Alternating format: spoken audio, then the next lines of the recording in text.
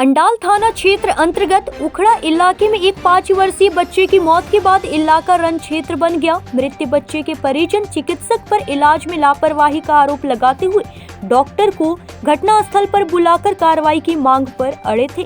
स्थिति नियंत्रण करने पहुंची पुलिस के साथ लोगों की झड़प हो गई। इस दौरान पुलिस अधिकारी के भी घायल होने की सूचना आ रही है। घटनास्थल पर एसीपी समेत अन्य पुलिस अधिकारी स्थिति को संभालने में जुटे। ওখানে ভুল ট্রিটমেন্টের জন্য বাচ্চারা মারা যায়। প্রথমে নিয়ে গেছিলাম বাড়িতে, ও ইঞ্জেকশন দিয়েছিল, ওষুধ দিয়েছিল, ঠিক আছে। তারপরে আবার যখন নেক্সট বার নিয়ে আসি ওর বাচ্চাটা কিছুক্ষণ ভর্তি নিল, তো কিছুক্ষণ কনসিড করে ভাগনাটা আমার মারা যায়। কটার সময় মারা গেছে? মারা গেছে 6টা 15-20। আচ্ছা, তারপর কি হলো? তারপর আমরা বাচ্চার ডাক্তার কাছে চাইলাম যে আপনি রিস্ক নিয়ে ভর্তি করলেন যে বাচ্চা আমি সুস্থ দেবো, তো আপনার এর কাছে এটা কী করে হলো? আপনি বাচ্চার কে হন? আমি বাচ্চার মামা।